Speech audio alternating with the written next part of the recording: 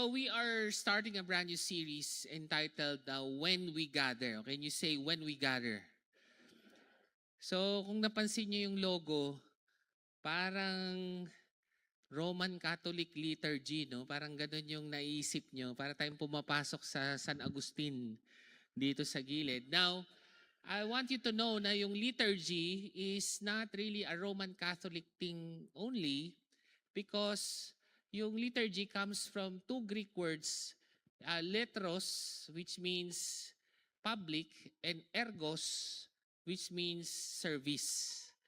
Public service. At yung liturgy, ang unang pinakita niyan sa Bible ay Acts 2:42. Okay? At ang nakalagay doon, and they devoted. Okay, sabihin niyo po, devoted. O may yung nakalista doon sa Acts 2:42 to 47, for 2,000 years, na iba-iba lang siguro ng order, pero hanggang ngayon, ay paulit-ulit na ginagawa when we gather. So, ibig sabihin, ang liturgy po is not a matter of convenience, but a matter of transformation. Para lang po mas ma-appreciate ninyo, no? Hindi po ako magpipreach, no? Pero this might be a father moment, meaning, siyempre, we'll go into the details. Pero gusto ko lang ipakita yung heart. Ito po ang history ng liturgy for the last 2,000 years. Pakita lang natin yung picture. So, nung Acts 2:42, 2,000 years ago, paano ang public worship service? And by the way, yung text natin mamaya, Hebrews 10, hindi victory group ang context nun. Sunday service na kamukha nito. So, ang itsura ng Sunday service nung early church, 1st to 3rd century, ay dining room table. Why? Because wala namang mga building na ganito nung araw. Wala. So, syempre, nung medyo si Constantine, kung naalala niyo si Constantine, nung mga year 300, na born again po siya. Diyan na po nagkaroon ng, hindi lang basta Christian, pero Roman Catholic. So, medieval, 5th to 15th century, so kung yung early church na liturgy, more on house and fellowship, yung Roman Catholic is focused on Eucharist. Nakita niyo yun, yung Eucharist. Kaya ganun yung stage. Ang tawag dyan ay elemental theology. Meaning, mahalaga yung tubig na nababasa ka, ganun. Tapos, mahalaga yung makakain ka ng tinapay, parang ganun. Bakit? Tanong niyo ako bakit? Kasi wala pang printing press. So, hindi sila makapamahagi ng Bible, ang napapamahagi nila tubig tsaka tinapay.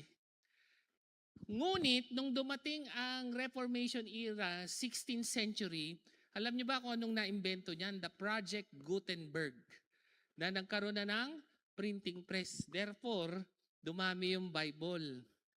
Kaya, napansin nila, parang kailangan balansehin yung elemental theology. So, kaya napansin nyo, noong Reformation era, anong focus? Pulpito ng Word ni God. Yan, no? Rainiel, gusto mo ba mag-preach sa ganyan? Yung para kang may matinding, kumbaga, sobra naman nilang itinaas yung Bible, no? Liturgy. At fast forward to June 2026. Anong itsura na ng liturgy? Ayun. 20th century, the stage, emphasis on music, technology, and large-scale production, often performative and led to disengagement. Puro screens na ngayon. Alam niyo bakit puro screens na ngayon? Hindi mo na kailangan mag-print. Lahat ng babasahin natin, lagay mo lang sa screen. Ngayon, ito na, no? May papakita pa ako isang picture and then I'll allow Coach Rainiel to preach to us. Excited na akong marinig siya. You know, years ago, yung Altis po namin na black, hindi ko alam na wala palang tubig yung radiator. Nilalagyan pala ng tubig yung radiator, no? So, ang bilis ko sa NLEX. Tapos, um, napansin ko nung malapit na ako sa toll gate, nahihirapan na akong, may sounds pa kasi ako parang nagpapatugtog pa ako ng, hindi ko na alam kung victory worship ba yon. So, hindi ko nararamdaman, namatay na pala yung makina. So, nung parating na ako doon sa toll gate, nililiko ko, sabi ko, parang ang hirap. Ayun, so, yun, namatay na yung makina. Hindi po ako nagjo-joke. Ang nangyari talaga, sobrang konti na lang, nandun na ako sa toll gate. Kaya nangyari, yung mga tauhan ng NLEX, tinulak yung Altis. Tapos habang dumadaan ako sa toll, nagbabayad ako, bayad po ng toll. Tapos tinabi na nila ako. Sabi ko, ang hirap palang direksyonan ng kotse pag hindi umaandar. Now, ano bang focus nitong mga to? Pakita na natin yung last picture. And then, ganito po kasi, no? Ang goal talaga ay ang liturgy, hindi po pinag-uusapan ng Victory Group Sunday service. Ang tanong ko nga po pag di ba kayo nag-Sunday service hindi na ba kayo mahal ni Lord? Hindi naman. Ito yung nawawala, transformation. Ngayon, ang nangyayari sa liturgy, unang tanong ay God-centered ba yan at participatory? Kasi kung naka-center kay God, kaya nga tinatry ko talaga, wala masyadong points. Kasi nga, ang gusto kong matandaan natin, yung word ni God, hindi yung screen. God-centered and participatory. O, tingnan natin yung elemental theology ng Roman Catholic. No? Okay naman sana no? Katawan ni Kristo. Kaya lang, ang nangyari, parang ano na siya, tinapay-centered. Nakita nyo? Participatory siya, pero parang masyadong na-focus doon sa element tsaka sa holy water. So, sinong tama? Ang tama, yung word ni God.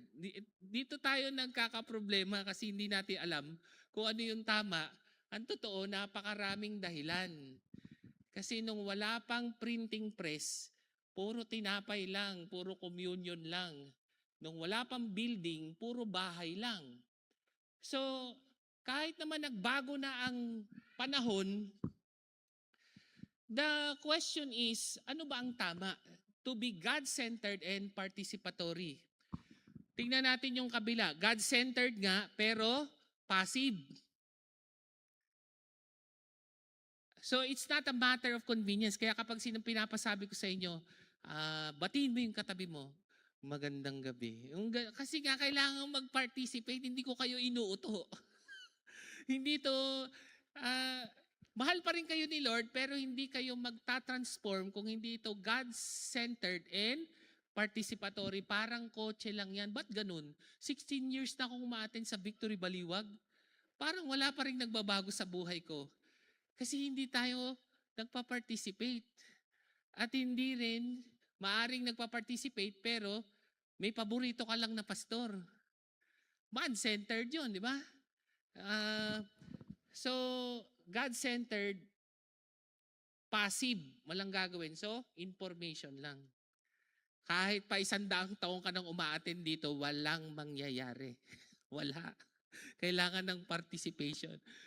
Ito matindi. Passive and man-centered. O yan, matindi.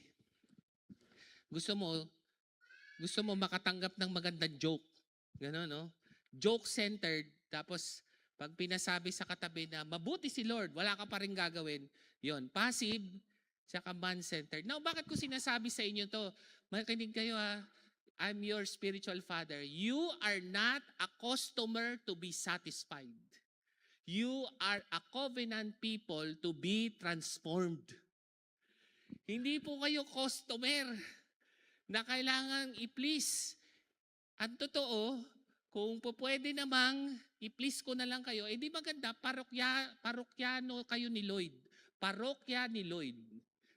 Diba? Ibig sabihin, kung gusto kong galingan, kung gusto kong magpastar dito, di basta ako lahat. Ang problema, man-centered, tapos passive. Ano mangyari? Deformative. Hindi ka na nga nagbago, umatras ka pa. Tapos ang matindi ay participatory and man-centered. Now, yan yung danger ngayon. Puro screen, di ba? Puro ang galing ng music team natin, galing nung pastor, galing nung sound system, ang lamig dito. Ayan, performance. Now, the concern is, ah, nagiging bored yung mga tao. Napansin nyo? Yung taong mahilig sa screen, bored na sila lagi. Tapos ang nangyayari, yung mahalaga ay hindi natututunan. Tingnan natin ano. So doon sa house churches, balik lang natin yung picture. Ito na, last na. Balik lang natin yung picture. Tingnan nyo doon sa house church. Fellowship driven yan eh. So possible na medyo may pagka-man-centered at times. Yung sa Roman Catholic, ano nangyari dyan? Element-centered. Etong kabila naman, yung Reformed, dahil may printing press, kung sinong matalino, siya lang magaling. Yan naman ang nangyari sa Reformed. Pero ito namang sa kabila, man-centered, at saka passive. Gusto nating manood. Now, okay lang ba yun? Okay lang. Ano bang, mahal ba tayo ni Lord? Mahal pa rin. Pero ano bang goal when we gather? It is transformation. It's not if we gather, but actually when we gather. It's not an option kasi kung 2,000 years na itong liturgy na ito, this is not a matter of convenience. You are not a customer to please, but a covenant people to be transformed. Hindi yan kayang sabihin ni Rainiel, kaya ako na nagsabi. Okay, pero si Coach Rainiel, kagagraduate lang nito sa ating School of Campus Ministry. Kaya naman, excited kami. Yung team natin nag-grow to change the campuses and Baliwag and beyond. Kaya Coach Rainiel, excited kami sa iyo. Palakpakan naman natin si Coach Rainiel. Thank you, Pastor Lloyd. All right, hello po. We're happy. Ako personally, I'm happy to be preaching this evening. And thank you, Pastor Lloyd, for that introduction. Na-affirm po ba tayo na God-centered and participative? Yeah. So dahil dyan, magpa-participate po yung mga tao sa 6 p.m. Tama po ba? Ayun, nagka-participate sila. Dahil dyan, okay lang po bang umuwi tayo ng 9 p.m.? Joke lang.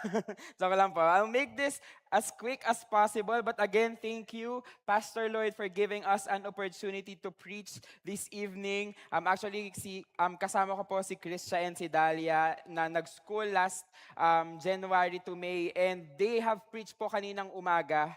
And I preached kaninang 4. And then, last na. Diba? Kaya ba to? Last na. We'll be preaching here at 6 p.m. Again, thank you, Pastor Lloyd. Thank you, Pastor Den, and even to Pastor John, who has given us really a privilege and an opportunity to impart something to you guys this evening. And again po, I'm Rainiel. I'm one of your campus missionaries here in Baliwag. And today po, we'll be starting a new series. And sabi naman po ni Pastor Lloyd, ang title po nito is When We Gather. And ang goal po talaga natin dito is, yes, the liturgy. As we dive in this series, we're also going to see the importance of corporate worship. Di ba? Pag sinabi po kasing corporate worship, ito yon. Ito yung ginagawa natin tuwing Sunday. Minsan, pag sinabi nating worship, minsan iniisip natin worship is the songs that we sing. Di ba kanina nag-worship tayo kasi kumanta tayo ng song. Or maybe worship is what we do kapag nagka-quiet time tayo sa bahay, 'di ba? Nakikipag-usap tayo kay Lord, 'di ba? That's worship. Wala naman pong masama doon. Tama naman po lahat 'yon. Those are worship. But what we will be talking today at this period, ngayong gabi, is corporate worship. Why are we gathering every Sunday? Okay po? Sa mga susunod po na linggo, we're going to learn more about the liturgy. Yung songs, yung sermon, yung sacrament of communion, and yung supplication. Pero ngayon po, we'll be focusing on the sacred gathering and sending. Pero lahat po yun, it's part of the liturgy. Okay, na-explain na po ni Pastor ano yung liturgy. So hindi ko na kailangan sabihin yung joke ko na ang pagkatapos ng liturgy ay liter H. Salamat po sa pag-participate. Participative na sila, Pastor Lloyd. Grabe! Again, all right. And sabi naman po ni Pastor Earl kanina, again, kagagraduate lang po namin sa school. And grabe po, it is really a privilege to undergo schooling simula nung January hanggang May. Ito po yung mga classmates namin. Sa taas po, yan po yung mga classmates namin sa campus ministry track. And then sa baba po, lahat po yan. There's world missions, there's church leadership, and it is really just a privilege. Maraming salamat po talaga kay Lord. And even thank you guys for sending us there. Kasi po, grabe, ako po personally, my highlight there was yung life na estudyante ka ulit. Yung gigising ka ng maaga, papasok ka sa school, ganyan, ng maaga din, 8:00, tapos uwi ka ng 4 p.m. And then may mga classmates ka, mabibuild yung relationship ninyo together, you're going to learn together, and then encourage one another. Grabe po, kasi hindi lang po kami basta nagsasaya dyan. Nag-aaral po kami talaga. And may mga times na umiiyak talaga kami after sessions para kaming may spiritual foundations. Ganon po kalala. And grabe po, maraming salamat. Sobrang amazing po how the Lord has gathered these kinds of people. These people are different, from different nations. May classmates po kami from iba't ibang bansa. Classmates po kami all over the Philippines. Iba't ibang ugali. But yet, the Lord gathered all of us together to learn, to be equipped, to be empowered to do the call that He has given us. And since we're talking about gathering, at gathering naman ito, sa loob ng 5 buwan, we have been gathered and we are sent out. But the question is, anong purpose? Why are we gathering? Ang tanong is, bakit ka nandito ngayon? Parang yes, alam namin yung purpose kung bakit kami nandyan for us to study. But for us here in our context, why do we need to go here every Sunday? Bakit kailangan mong magdesisyon at maging intentional na kailangan mo pumunta dito linggo-linggo? Diba natanong mo na ba sa sarili mo, parang bakit ko ba to ginagawa? Bakit ko kailangan magpunta dito? Kasama yung pamilya ko, kasama yung anak ko, yung asawa ko. Why do we have to gather together? Why do we have to gather together? And as we dive in our sermon this evening, let us be reminded of one thing, and that is we gather to encounter Christ, and we are sent to make Him known. Again, we gather to encounter Christ, and we are sent to make Him known. So why don't we stand up as we read our text today? It will be found in Hebrews 10:19-25. And if you have your Bibles there, ang page po nito ay 584. So if you are there, let us read. Therefore, brothers, since we have confidence to enter the holy places by the blood of Jesus, by the new and living way that He opened for us through the curtain that is through His flesh, and since you have a great priest over the house of God, let us draw near with a true heart in full assurance of faith, with our hearts sprinkled clean from an evil conscience and our bodies washed with pure water. Verse 23, let us hold fast to the confession of our hope without wavering, for who He promised is faithful. And let us consider how to stir up one another to love and good works, not neglecting to meet together as is the habit of some, but encouraging one another, and all the more as you see the day drawing near. Let us pray. Lord, we thank you for your word. Lord, we pray that may it accomplish what it needs to be accomplished in our hearts this evening. Lord, may you redefine what is gathering in our hearts. May we see the reason, the why of gathering, why we are here, ba't ba kami nandito ngayon, Panginoon. Open our hearts, Lord God. Give us wisdom to understand things this evening, God. In Jesus' name, amen and amen. So pwede na po kayong maupo. Okay. For context po, unlike many other books, yung Hebrews po, hindi po natin alam kung sino yung author. Kasi di ba po, for example, yung Ephesians, alam natin na si Paul yung nagsulat nun. Yung Corinthians, si Paul din yung nagsulat nun. And alam din natin yung audience. Kasi pag sinabing Ephesians, ito yung church sa Ephesus. Pag sinabing Corinthians, ito yung church sa Corinth. Pero dito, hindi rin alam kung sino yung audience. Bakit kaya? No, bakit kaya hindi na-record? But many believers said that yung audience po dito ay mga Jewish Christians. Why? Because they are familiar or knowledgeable of the Old Covenant or yung Old Testament. Yung mga practices na ginagawa nung Old Testament. Okay? So, Kaya kung babasahin po natin yung buong Hebrews, we'll see how the supremacy of Jesus Christ was highlighted. Kasi nga, yung mga tao na to, parang they were struggling. So they really need to be reminded who Jesus is, that Jesus is better. Diba? From Hebrews 1 to 10, if you will be reading, you will see that there, Jesus is better. Jesus is the high priest, that he has a better covenant, that we have redemption through his blood and his sacrifice for all. Because the author was trying to teach people that Jesus was the fulfillment of the old covenant. That everything that was written there points to him alone. Okay, so let's dive into our verse. In verse 19, sabi po dun, therefore, brothers, since we have confidence to enter the holy places by the blood of Jesus. And from this verse, we can see how the author reminded them na meron silang confidence. Pwede silang pumasok sa holy place. Pwede silang mag-commune with God. They can enter the presence of the Lord because of what Jesus Christ did. And in Old Testament po, wala pong ordinaryong tao na pwedeng pumasok dito. Ayan. Hindi po ganyan yung totoong itsura nun kasi in-AI ko lang po yan para meron po tayong idea. Ano ba yung itsura ng holy place? Ano ba yung itsura ng tabernacle? Kasi dalawang segment po yan. Yung una, yung holy place wherein yung priest lang yung pwedeng pumasok. And then sa pangalawa po, yung most holy place which is the high priest lang. And once a year lang siyang pwedeng pumasok doon. And ang ginagawa ng high priest doon ay nag-a-atone siya ng sarili niyang sin ng mga priest, at sin ng mga tao. Okay, that's what the holy place means. And in verses 20 to 21, sabi po dun, by the new and living way that He opened for us through the curtain, that is through His flesh, and since we have a great priest over the house of God, and that is Jesus. Because of Jesus' sacrifice, there is fulfillment. Meron pong fulfillment na nangyari because Jesus became the high priest. Siya po yung pumasok sa holy place nung sinacrifice niya yung sarili niya on the cross, who tore the veil for us to have that access to God and His presence. He entered once and for all. He offered His own blood. Yung yung high priest po before sa Old Covenant, may dala-dala silang mga blood ng mga animal. Perfect animal, kailangan. Walang bahid ng kahit anong diferensya. Kasi sacrifice yun for sins eh. So may blood. And dito, si Jesus yung nag-offer ng sarili niyang blood. And then si Jesus, sinless siya. Wala siyang kasalanan. Yung high priest, kailangan pa niyang i-atone yung sarili niyang kasalanan.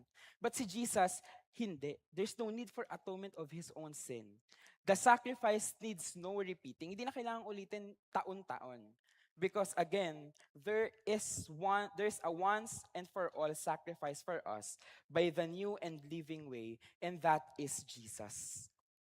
Jesus is the sacrifice.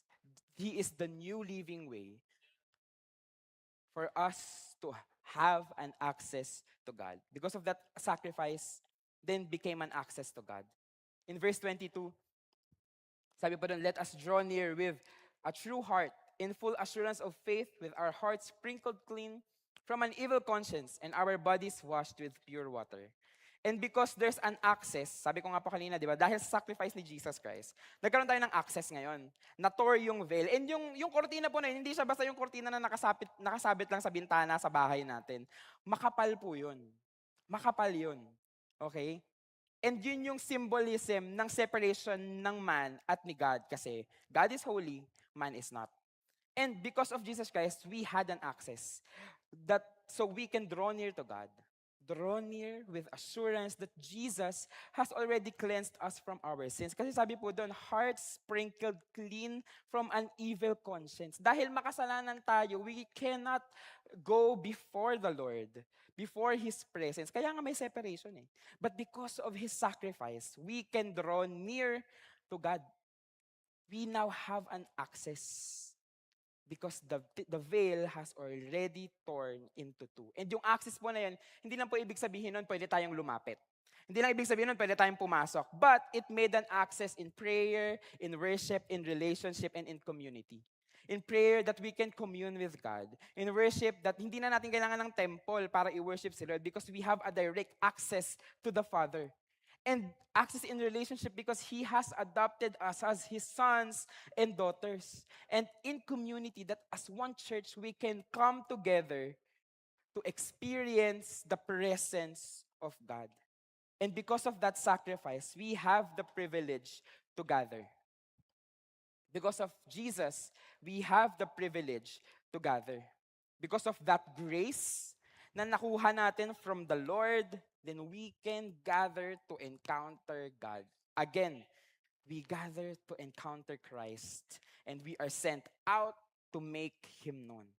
As we follow Jesus, as we gather as His people, as we worship as one body, to encounter Christ in our gathering, to be reminded of that grace. Take note of that word, the grace that has brought us, that was brought to us through Jesus Christ. At yung pribilehiyo po to journey with God, personally and even communally, as a community. And again, moving forward, in verse 23, sabi po doon, let us hold fast the confession of our hope without wavering, for who He was promised is faithful. Again po, yung mga tao nung time na to, may pinagdadaanan sila. Kasi po, ano sila, persecuted, tapos suffering, may mga societal pressures. Kasi syempre, pagka believer ka ni Jesus Christ nung panahon na yon, tapos ayaw nila sa'yo, kukutsain ka talaga nila. Pupuksain ka talaga nila. Di ba? In Gen Z term, pupuksaan talaga to. Ganon.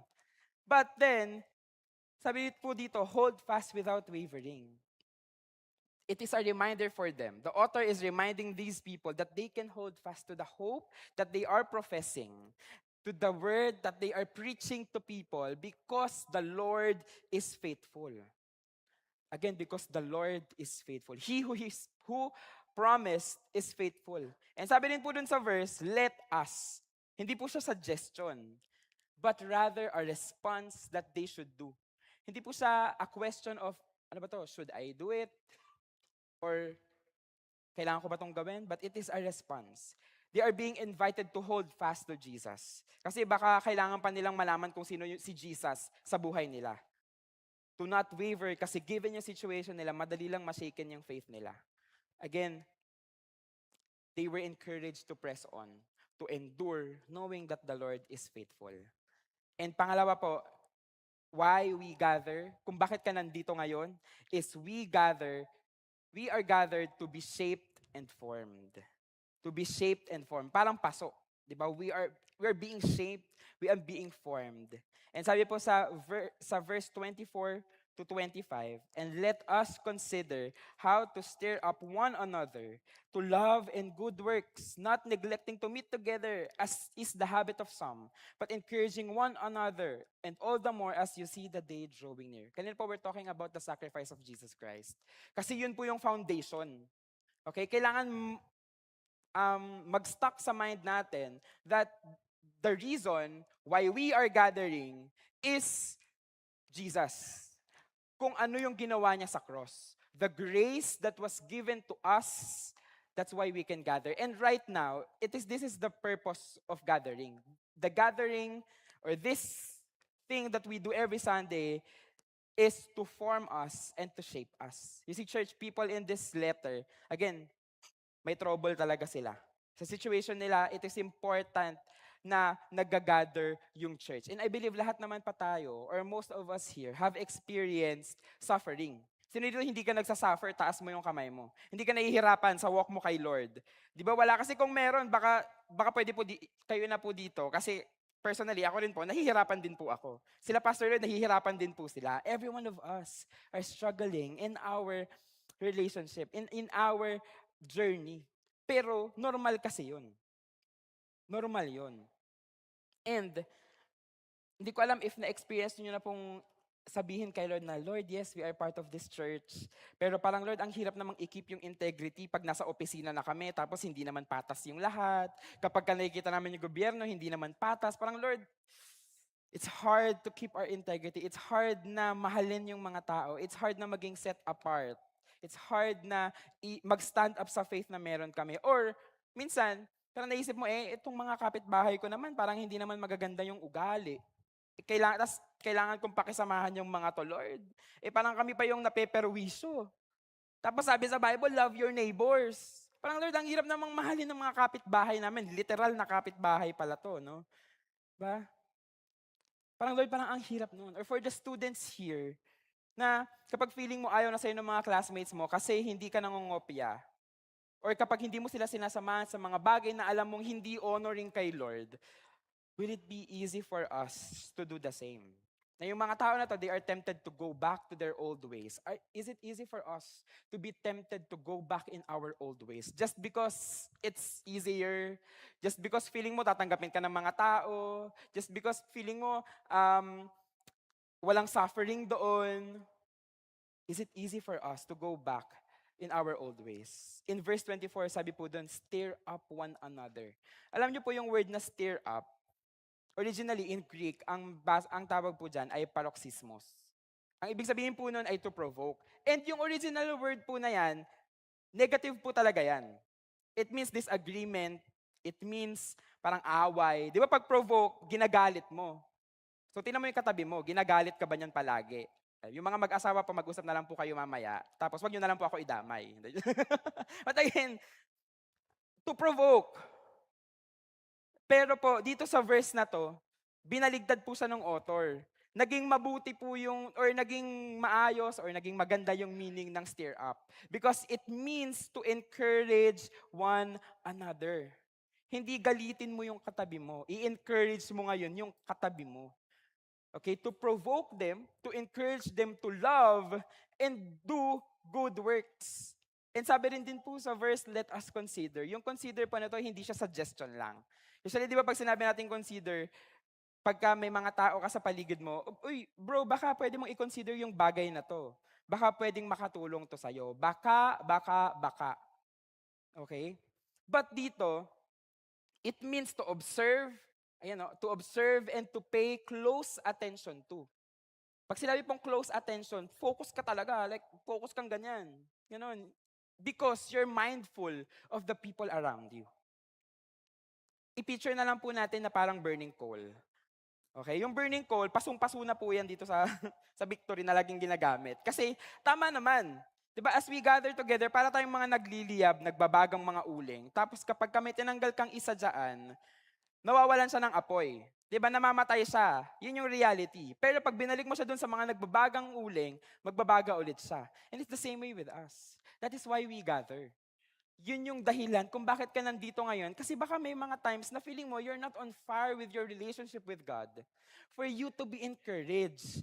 For you to be on fire again in your relationship with God. Kasi maybe there are times, parang madali namang hindi na lang mag-gather. Kaya nga meron tayong camera dito, may live stream tayo. Hello po sa mga naka-live stream. Sana po makita po namin kayo dito in the future. But again, it's easy for us to just stay at home. Lalo na ngayon, maulan. Diba na parang konting ambon lang, hala Lord, umuulan, parang ang hirap namang magpunta sa church ngayon. Facebook, Victory Baliwag, live stream. Oh, boom, ito na, nag-worship na ako sa bahay. Parang it's easy for us to be at home, be at the comfort of our homes, be alone, and watch live stream. But again, sabi ni Pastor Lloyd kanina, ang nami-miss out natin is the transformation. It's the transformation that we experience as we gather together. It's the transformation that we experience kapag magkakasama tayo because we can encourage one another. Pero kapag gala yung pupuntahan mo, kahit bumabagyo, magmumotor ka na. Diba? Wala ka pang helmet. Again, setting our priorities right. Sana po ang priority natin ay si Lord. Sana po ang priority natin ay to gather together. Diba? Yun. And, sabi po dito, again po, we gather to be shaped and formed. By what? By stirring up one another. We gather to be shaped and formed by stirring up one another to continue to love and do good works, to endure, to continue to be set apart for God. Kasi pag feeling mo hindi mo na kaya, kailangan mo ng community. Feeling mo hindi mo na kaya, di ba kung lumalapit ka sa mga kaibigan mo, lumalapit ka sa group of friends mo, because you need people who will really point you to your purpose. And that's what's the purpose of this community. Kaya meron po akong one time before, parang that's 2018 or 2019. Parang hindi talaga ako okay nun. So parang sabi ko, Lord, ayoko na. Sunday yun. matutulog na lang ako sa bahay kasi hindi ako okay. Ayoko muna makita ng tao, ayoko munang makipag-communicate kasi feeling ko wala akong masasabing maayos. So sabi ko, Lord, wag na, dito na lang ako. Tapos habang nakahiga ako sa kwarto, parang, okay, hindi talaga to tama. Hindi tama na mag-isa lang ako. Kasi parang kinakain ako ng thoughts ko. So sabi ko, okay Lord, punta ako ng church. Attend ako ng service, I'll meet my friends there.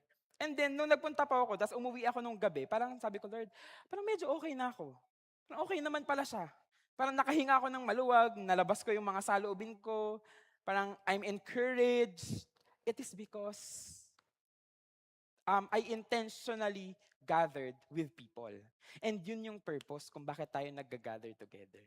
Yun yung purpose kung bakit ka nandyan ngayon sa kinauupuan mo. Why you are surrounded with these people. It is for us to encourage one another. Na-encourage pa po ba kayo sa isa't isa? Ayun, thank you po sa pagsagot. Kasi kung hindi, tigil na po natin to. But again, thank you. Sana po patuloy nating i-encourage yung isa't isa. Na pag nakikita mo yung mga tao sa paligid mo, hindi yung sabi ni Pastor Ray kanina, how will these people serve me today? Na anong mapapala ko pag nagpunta ako dyan sa church na yan? Anong mapapala ko ngayon pag sumama ako sa kaibigan ko kasi niyayaya niya akong mag-church? Pag sinabi ng asawa ko na magpunta kami dito, kasi kailangan namin to, anong mapapala ko dyan? Bakit ko kailangan magpunta dyan? Again, it is for us to be encouraged. It is for us to encourage and stir up one another. For us to endure and to press on in our relationship with God. That as we gather together, we are shaped and formed. Not just by these, but we're also formed by the Word and by the Holy Spirit. Kaya nga po tayo may sermon. Hindi ko na po ipe-preempt yung preaching about sa sermon. Pero importante po yung salita ng Panginoon. Kasi kung hindi po natin ito pag-uusapan dito, wag na po natin itong gawin. Kung hindi naman po about kay Jesus yung pag-uusapan natin, wag na po natin itong gawin. Kasi ito po talaga yung reason why are we gathering. It is for us to be shaped by the Word.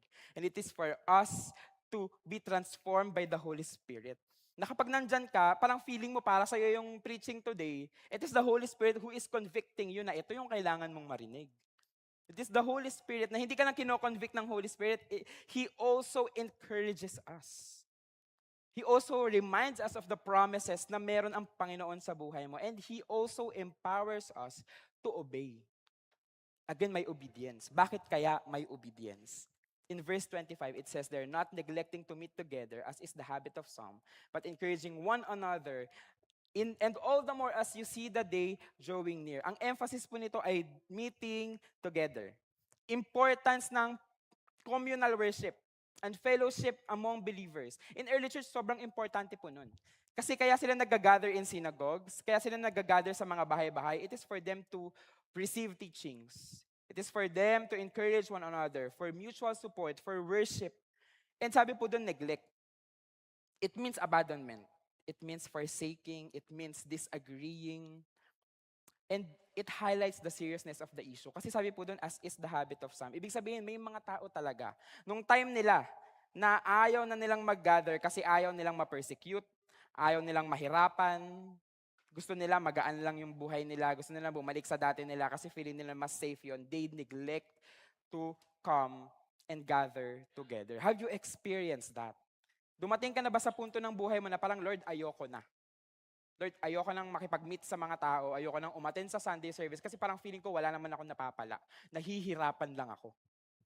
Dumating ka na ba sa punto ng buhay mo ngayon? Because if you have experienced that, I believe that this is a reminder for you that we gather to be encouraged. We gather to be reminded that meeting together, hindi lang siya suggestion. It is a command from the Lord. Because we cannot do this alone. Yung mga disciples, they were gathered. Yung mga disciples, they were sent out by twos. So you're not called here para mag-isa ka lang. Kaya pag sinasabi mo na, Lord, kaya ko mag-isa. Hindi bro, kaya ko mag-isa, okay lang kami ni Lord. Nag-uusap pa kami gabi-gabi, nag-worship pa ako. Pero may mga times talaga that you will be shaken because you do not have people around you. That's why we keep on meeting together.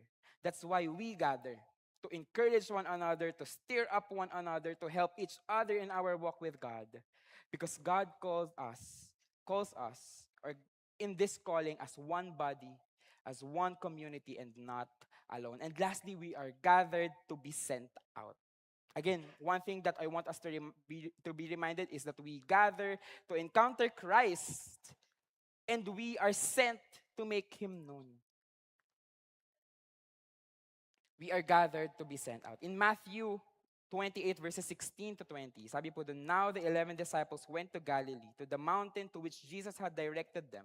And when they saw Him, they worshipped Him, but some doubted. And Jesus came and said to them, all authority in heaven and on earth has been given to me. Go therefore and make disciples of all nations, baptizing them in the name of the Father and of the Son and of the Holy Spirit, teaching them to observe all that I have commanded you. And behold, I am with you to the end of the age. Because of Jesus' sacrifice, we now have the confidence to enter the presence of God. For us to draw near in faith, to hold fast in our hope in Christ, to stir up one another, di ba? Haluin mo yung katabi mo. Ay, encourage mo sila. To love and do good works, to encourage one another as we wait for Christ's return. Again, dito po sa time na to, the disciples gathered. Pumanik sila doon sa Galilee, to the mountain which Jesus had directed them. There's obedience. And there, they encountered Christ. They worshiped. They were equipped by Jesus. And after that, ano po yung next? Again, sabihin ko mamaya ano yung next doon. But again, the gathering is not the end of the story. Hindi po tayo mag-gather lang dito tapos eto na yon. Hindi po tayo mag-gather dito tapos wala tayong gagawin because again, we are gathered to be sent out. Sabi po ni Jesus, go. Hindi lang si Rufa may nagkasabi ng go, go, go. Si Jesus din. Sabi niya, go. Okay, mag-go tayo. To preach the gospel, Jesus instructed them to go into all the nations. As He gathered them to worship and be equipped, He now sends them out to teach what they have learned from Him. They have learnings. They were equipped. They were taught by Jesus. Ito yun. Yung words niya yun. And the same with us. Every week, we are being equipped here. Diba, as we gather. And it's not for us to keep it to ourselves, but it is for us to be sent out at i-preach mo, i-share mo si Jesus sa mga kasama mo sa kahit saan ka magpunta.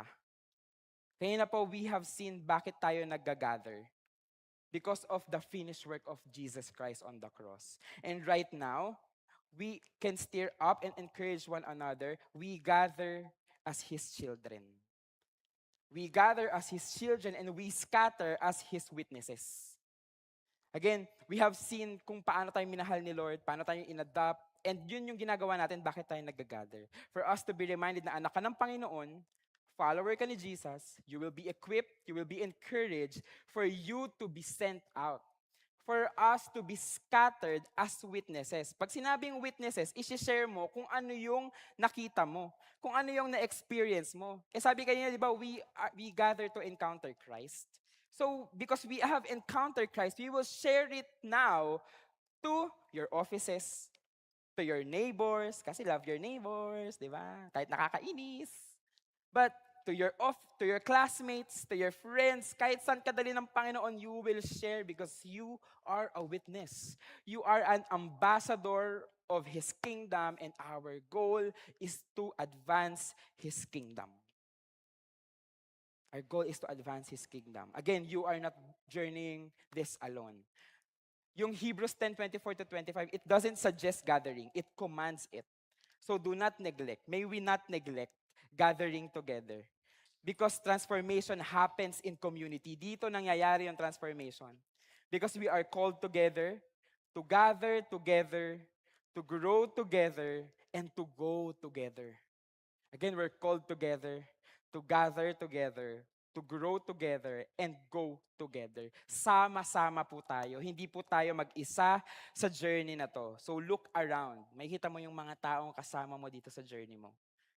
So we should go because the Lord will be with us as we go till the end of the age. And as I end, sabi po, again, the final thing that I want us is the first thing that I want us to remember. We gather to encounter Christ and we are sent to make Him known. Again, nag-gather tayo, nandito ka para ma-experience mo si Jesus. for you to be encouraged, to be stirred up, to continue to love one another, to press on in your faith, to fight the good fight of faith. So that afterwards, aalis tayo dito ngayon. Bukas, Lunes na naman, papasok kayo sa opisina, papasok kayo sa klase ninyo, you will meet different people, and that is your mission field. For you to share what Jesus Christ did for you.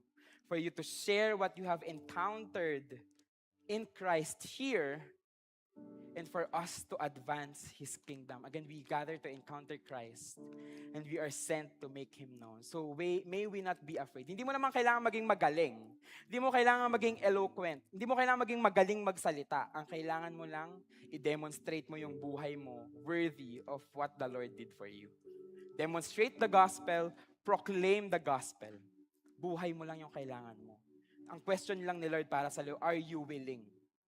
Are you willing to go? Are you willing to be sent out? Kasi nandito ka na, oh. Are you willing to go despite of the things that you cannot do? Are we willing to be sent out by God? Again, we gather to encounter Christ and we are sent to make Him known. So why don't we stand as we pray? Lord, we thank you for this time. Panginoon, maraming salamat sa sacrifice na ginawa mo. Lord, thank you for giving your Son for us.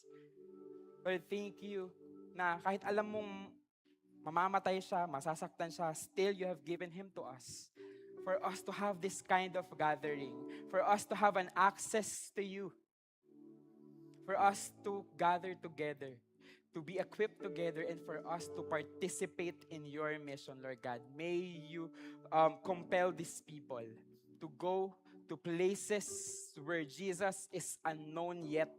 Lord God, for them to be bold enough, Lord God, for them to be willing enough to be sent out to preach and demonstrate the gospel, to preach and demonstrate what you changed in their lives, God, so that for your kingdom will be advanced and people will know how great a Father you are to them, Lord. May you continue to bless them and encourage them, Lord God, to gather together, to keep on gathering. Kasi ito yung purpose na binigay mo para sa amin, Panginoon. Maraming salamat po, Lord. In Jesus' name. Amen and amen.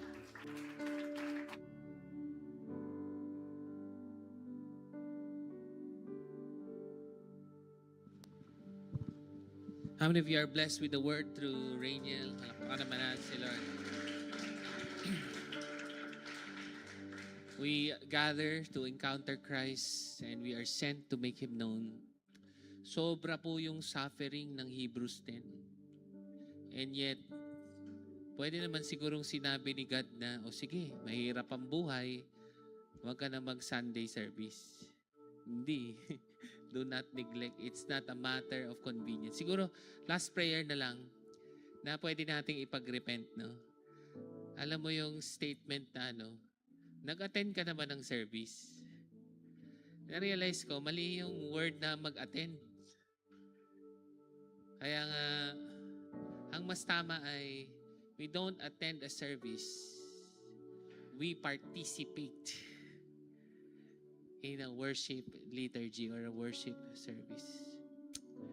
So why don't we raise up our hands? Lord, ang hirap likuin ng sasakyang hindi gumagalaw. Ganun din naman. Lord, all this time, our terminology is, mag-attend tayo ng service. Where in fact, we participate, Lord God. We gather so that we will encounter you, we will participate, and then we are sent out to make you known. Lord, tulungan mo kami not to be man-centered but God-centered, not to be passive but participatory. Lord, it is not a matter of convenience, but a matter of participation. So Lord, thank you that we will not neglect, as is the habit of some, and the Lord will add to our number daily those who are being saved. And so as we raise up our hands and we send everybody out, we say, the Lord bless you and keep you, and may make His face shine upon you, be gracious to you, and give you peace. As you encounter Christ, now you are sent to make Him known. In your name we pray. Amen and amen. God bless you. If you want prayers, I'm here to pray for you. See you next Sunday.